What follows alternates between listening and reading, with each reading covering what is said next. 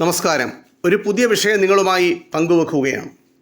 പാമ്പും കീരിയും ശത്രുക്കളാണെന്ന് പറയുന്നതിൻ്റെ കാരണമെന്ത്? പാമ്പുകളെ കൊല്ലുന്ന കാര്യത്തിൽ കീരിയും മയിലും പ്രത്യേക സാമർഥ്യമുള്ള രണ്ട് ജീവികളാണ്.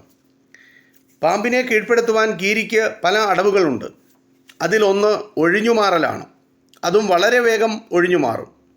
ഒരിക്കൽ കൊത്തിയിട്ട് പാമ്പ് വീണ്ടും പാമ്പിൻ്റെ ഭണം ഉയർത്തുന്നതിന് മുമ്പ് തന്നെ കീരി പാമ്പിൻ്റെ മേൽ ചാടി വീഴും. കീരിക്ക് തൻ്റെ ദേഹത്തുള്ള രോമങ്ങളെ ഉയർത്തി നിർത്താനുള്ള ഒരു പ്രത്യേക കഴിവുണ്ട്. അങ്ങനെ ചെയ്യുമ്പോൾ കീരിയുടെ വലിപ്പത്തെക്കുറിച്ച് പാമ്പിന് ഒരു തെറ്റായ ധാരണയാണ് ഉണ്ടാകുന്നത്. അത് കൊത്തുന്നത് കീരിയുടെ ദേഹത്തിൽ ഏൽക്കുകയില്ല. ഇതിനു പുറമെ മറ്റൊരു സംഗതിയുണ്ട്.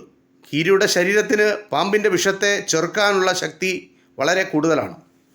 വളരെ വിഷമുള്ള പാമ്പുകളെപ്പോലും കീരി കൊന്നു തിന്നാറുണ്ട്. കീരിയുടെ പ്രധാനപ്പെട്ട ആഹാരങ്ങളിലൊന്ന് പാമ്പാണ്.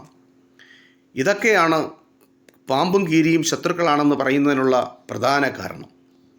ഈ ചെറിയ വിവരം നിങ്ങളുമായി പങ്കുവെക്കുന്നു. നന്ദി, നമസ്കാരം.